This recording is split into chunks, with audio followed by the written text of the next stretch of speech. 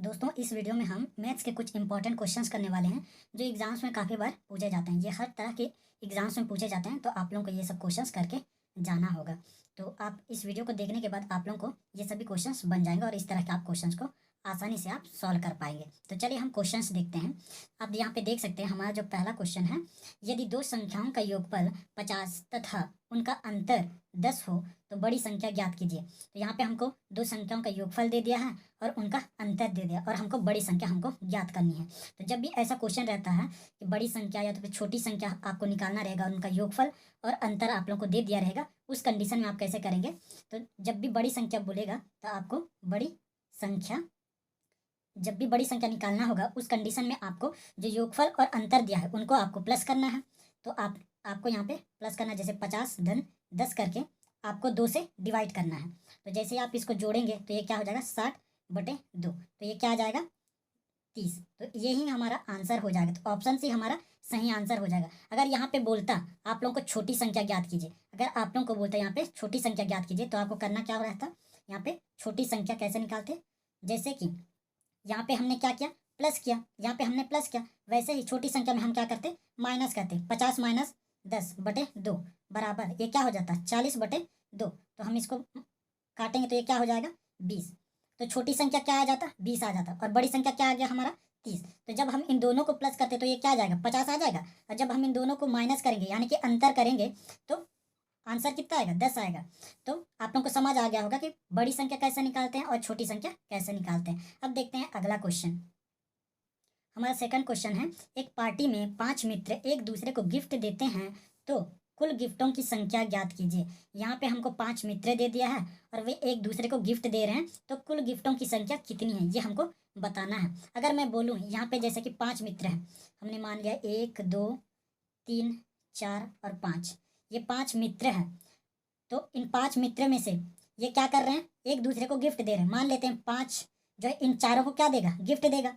ये 5 इन चारों को क्या करेगा, गिफ्ट देगा। वैसे ही 2 भी जो है इन चारों को गिफ्ट देगा, एक भी क्या करेगा, इन चारों को गिफ्ट देगा। यानी कि यहाँ पे 5 मित्र हैं और वे जो है कितना गिफ्ट दे रहे हैं, हर एक को एक दूसरे को दे रहे हैं, मतलब 4 गिफ्ट दे रहे हैं। तो 5 गुणा 4 कर सकते हैं क्या यहाँ पे, तो 5 गुणा 4 करेंगे तो ये कितना आ जाएगा, 20 आ जाएगा।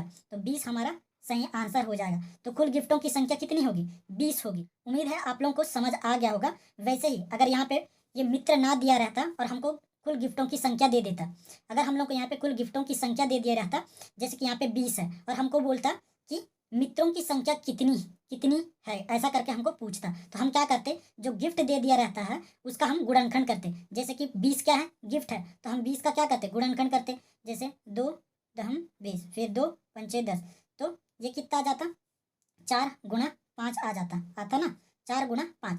तो हमेशा जब भी आप गुणनखंड करेंगे तो उस कंडीशन में आपको उनका अंतर 1 होना चाहिए। जैसे कि यहाँ पे 4 गुणा 5 है तो इनका अंतर कितना होगा, 1 होगा ना। तो ऐसे ही हमको जो है तोड़ना है, और जो बड़ी संख्या होगी वो हमारा मित्रों की संख्या होगी। आप लोगों को समझ आ गया होगा। जैसे कि अगर कुल गिफ्टों की संख्या दे दिया रहेगा तो हमको उसको गुणनखंड में तोड़ना रहेगा, और हमको संख्या लेना है जिनका अंतर 1 आना चाहिए। जैसे कि 4 और 5 को अगर हम माइनस करेंगे तो उनका अंतर क्या आएगा, 1 आएगा। तो जो बड़ी संख्या है वो हमारा होता है मित्रों की संख्या। तो आप लोगों को समझ आ गया होगा, और एक हम क्वेश्चन करेंगे तो आप लोगों को अच्छे से समझ आ जाएगा। तो चलिए हम तीसरा क्वेश्चन देखते हैं। हमारे पास तीसरा क्वेश्चन है, एक पार्टी में प्रत्येक बच्चे ने एक दूसरे को गिफ्ट दिया, यदि कुल 132 गिफ्ट हो तो बच्चों की कुल संख्या कितनी है। तो हम लोग को यहाँ पे बच्चों की कुल संख्या हमको बतानी है। जैसे कि हमने पिछला क्वेश्चन में क्या कर रहे थे, उसमें हम उसमें हम गिफ्टों की संख्या हम बता रहे थे, और इसमें हम क्या करेंगे, कुल बच्चों की संख्या हमको बतानी है। तो यहाँ पे आप देख सकते हैं, यहाँ पे गिफ्टों की संख्या कितनी दे दिया है, 132। मैंने पिछला क्वेश्चन में क्या बताया, जब भी कुल गिफ्टों की संख्या दे देता है तो उस कंडीशन में आपको करना क्या रहता है, उसका गुणनखंड करना रहता है। तो आप क्या करेंगे, 132 का गुणनखंड करेंगे।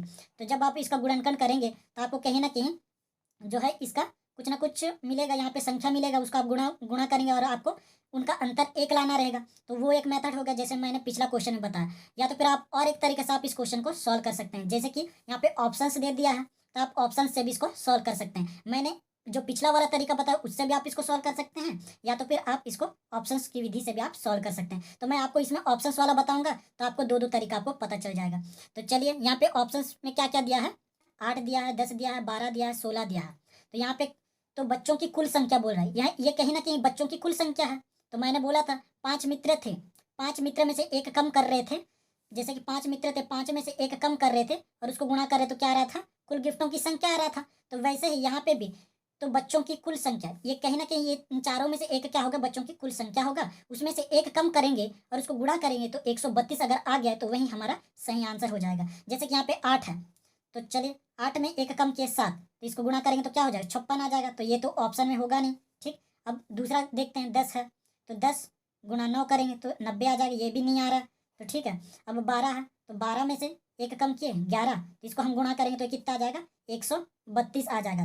तो ऑप्शन सी हमारा करेक्ट आंसर हो जाएगा। या तो आप जब भी ऐसा दे दिया रहता है, गिफ्ट की संख्या आपको दे दिया रहता है और आपको बच्चों की संख्या पूछता है, उस कंडीशन में आपको ऑप्शन से भी आप सॉल्व कर सकते हैं, या तो फिर आप गिफ्टों की संख्या को आप जो है ऐसे गुणनखंड में तोड़ेंगे, फिर उसका अंतर जो है, जो भी संख्या आएगा उसका अंतर आपको एक लाना रहेगा और उसको जब आप गुणा करेंगे तो आपको जो है आंसर मिल जाएगा।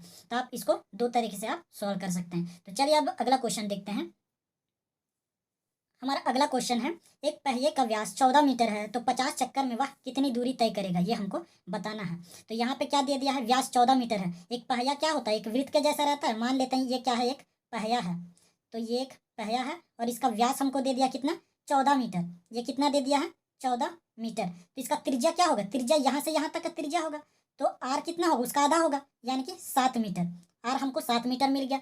अब क्या बोल रहा है कि एक पहिए को पूरा चक्कर लगाने में, एक चक्कर लगाने में वह कितना दूरी तय करता है, ये हमको बताना। यानी कि कहना कि ये वृत्त की परिधि वाला लगेगा यहाँ पे फॉर्मूला। तो वृत्त की परिधि का फॉर्मूला क्या होता है, वो होता है 2πr। तो यहाँ से हम वैल्यू रखेंगे 2 गुणा, ये पाई का मतलब क्या होता है, 22/7 गुणा आर कितना है, आर हमने कितना निकाला, 7 मीटर। तो 7 को गुणा कर देंगे तो ये डिवाइड होगा, तो ये कितना होगा, 44 मीटर। तो ये तो एक चक्कर लगाने में जो दूरी तय करेगा वो होगा 44 मीटर। अगर ये जो है कितना, 50 चक्कर लगाए, जैसे ऐसे ऐसे 50 चक्कर लगाएगा, तो 50 चक्कर लगाने में 50, तो आप यहाँ पे लिख सकते हैं 50 चक्कर में वह दूरी तय करेगा बराबर 44 गुणा 50 कर देंगे तो आपको आंसर मिल जाएगा 2200 मीटर। तो 2200 मीटर जिस भी ऑप्शन में है वही हमारा आंसर हो जाएगा। तो ऑप्शन ए हमारा करेक्ट आंसर हो जाएगा। उम्मीद है आप लोगों को ये क्वेश्चन भी समझ आ गया होगा। अब देखते हैं अगला क्वेश्चन। हमारा 5वां क्वेश्चन है, किसी घन का आयतन 1331 घन सेंटीमीटर है तो इस घन का पृष्ठीय क्षेत्रफल कितना होगा, ये हमको बताना है। हमको घन का आयतन दे दिया है और हमको पृष्ठीय क्षेत्रफल पूछ रहा है। तो यहाँ पे मैं आप लोगों को कुछ फॉर्मूलास बता रहा हूँ, वो उन फॉर्मूला की मदद से जब भी आपको घन का कोई भी क्वेश्चन पूछेगा तो उन फॉर्मूलास की मदद से आप आसानी से सॉल्व कर पाएंगे। तो चलिए मैं कुछ फॉर्मूलास आप लोग को बता देता हूँ। जब भी आपको घन का आयतन पूछेगा, घन का आयतन, तो उसका फॉर्मूला होता है AQ। और घन का वक्र पृष्ठ, जब भी आपको वक्र पृष्ठ पूछेगा तो वक्र पृष्ठ क्या होता है, 4a का स्क्वायर। इसका फॉर्मूला 4a का स्क्वायर होता है। फिर जब भी घन का पृष्ठीय क्षेत्रफल पूछेगा, पृष्ठीय क्षेत्रफल पूछेगा, उस कंडीशन में होता है 6a का स्क्वायर होता है। और घन का विकर्ण पूछेगा, तो घन का विकर्ण अगर पूछेगा तो इसका फॉर्मूला होता है a करनी 3। तो इन 4 फॉर्मूला की मदद से आप कभी भी जब भी घन वाला क्वेश्चन पूछेगा, आप इन 4 फॉर्मूला की मदद से आप आसानी से सॉल्व कर पाएंगे। चलिए हम देखते हैं इस क्वेश्चन को कैसे सॉल्व करेंगे। जैसे कि आप लोगों को दे दिया है घन का आयतन। घन का आयतन क्या है, 1/3।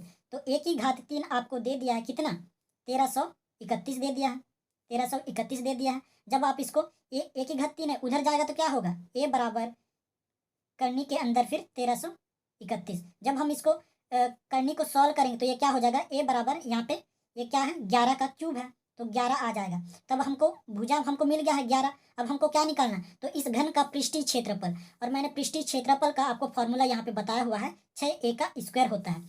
तो पृष्ठीय क्षेत्रफल, घन का पृष्ठीय क्षेत्रफल बराबर क्या होता है, 6a का स्क्वायर। तो a हमारा कितना मिला है, हमको 11 मिला है। 11 का स्क्वायर क्या होता है, 121 होता है। जब आप इसको गुणा करेंगे, 6 गुणा 121 करेंगे तो ये कहीं ना कहीं 6 कम 6, 6 दूनी 12, फिर 6 कम 6 7, 724 मीटर का स्क्वायर ये आएगा। तो ऑप्शन में जहाँ भी 724 मीटर स्क्वायर है, सॉरी सेंटीमीटर में है, सेंटीमीटर स्क्वायर। तो यही हमारा आंसर हो जाएगा। तो ऑप्शन सी हमारा करेक्ट आंसर है। उम्मीद है ये क्वेश्चन भी आप लोगों को समझ आ गया होगा। दोस्तों अगर आप लोगों को ये वीडियो अच्छा लग रहा है तो दोस्तों वीडियो को लाइक कर दो। अगर आप मेरे चैनल पे फर्स्ट टाइम आए हैं तो मेरे चैनल को सब्सक्राइब कर दो। अब देखते हैं अगला क्वेश्चन। हमारा 6वां क्वेश्चन है, 5% प्रतिवर्ष की दर से 2 वर्ष के बाद 5,000 की राशि पर कितना चक्रवृद्धि ब्याज मिलेगा, ये हमको बताना है। हमारे पास राशि है 5,000 और 2 वर्ष के बाद उसका चक्रवृद्धि ब्याज हमको बताना है। जब उसको 5% इंटरेस्ट पे उसको जो है क्या मिल रहा है, उसको ब्याज मिल रहा है। तो चलिए देखते हैं। यहाँ पे 2 वर्ष है, 2 वर्ष है तो पहले वर्ष का इंटरेस्ट और दूसरे वर्ष का इंटरेस्ट, तो ये हमको पता करना है और दोनों को जोड़ना है। तो इसको आप 2-3 तरीके से आप सॉल्व कर सकते हैं। या तो आप फार्मूला विधि का आप यूज़ कर सकते हैं। मैं आप लोगों को फार्मूला वाला आप लोगों को नहीं बताने वाला। मैं आपको आसान सा तरीका आप लोगों को बताऊंगा जो आसानी से आप लोग समझ भी जाएंगे और बना भी लेंगे। तो जैसे कि यहाँ पे हमारे पास कितना है राशि, 5,000 है। हमने लिख लिया यहाँ पे 5,000। तो प्रतिवर्ष यानी कि 2 वर्ष में 5% की दर से उसको जो है क्या मिल रहा है, ब्याज मिल रहा है। तो एक वर्ष में उसको 5,000 का 5% कितना होगा, ये 2 कटेगा तो 5×5 = 25, यानी कि इसको कितना मिल रहा है, 250 ब्याज मिल रहा है। जब हम इसको सॉल्व करेंगे तो एक साल में उसको कितना ब्याज मिल रहा है, 5% की दर पे उसको 250 उसको क्या मिल रहा है, ब्याज मिल रहा है। तो सेकंड वर्ष भी क्या होगा, सेकंड वर्ष मतलब दूसरे साल पे भी उसको 250 ही मिलेगा। 5,000 में क्या पहले साल में 250 मिल रहा है तो दूसरे साल में भी 250 ही मिलेगा। तो हमने लिख लिया यहाँ पे 250। लेकिन चक्रवृद्धि ब्याज बोल रहा है, साधारण ब्याज नहीं बोल रहा है, यहाँ पे चक्रवृद्धि ब्याज बोल रहा है। तो चक्रवृद्धि ब्याज में क्या होता है कि जो ब्याज मिले रहता है उस पर भी हमको ब्याज निकालना रहता है। तो जैसे कि पहले साल पे हमको 250 ब्याज मिल रहा था, तो ये तो 250 5,000 पे मिला है और ये 250 भी 5,000 पे मिला है। लेकिन सेकंड साल पे ये ब्याज भी तो जुड़ेगा ना, तो 250 पे भी 5% निकालना है। 250 पे 5% कितना होगा, 5/100। तो इसको जब हम सॉल्व करेंगे तो ये होगा 5 दूनी 10, यानी कि ये कहीं ना कहीं धन 12.5 समथिंग कुछ आएगा। तब हम इन दोनों को हम प्लस करेंगे तो ये कितना हो जाएगा, ये 512.5। जिस भी ऑप्शन में है वही हमारा आंसर हो जाएगा। तो ऑप्शन सी हमारा करेक्ट आंसर हो जाएगा। तो मुझे उम्मीद है ये क्वेश्चन भी आप लोगों को समझ आ गया होगा। मैं इसी तरह की वीडियोस आप लोगों के लिए लाते रहता हूँ। अगर आप लोग इस तरह की वीडियोस देखना पसंद करते हैं तो मेरे चैनल को सब्सक्राइब कर लो। अब मिलते हैं अगली वीडियो में, तब तक के लिए धन्यवाद।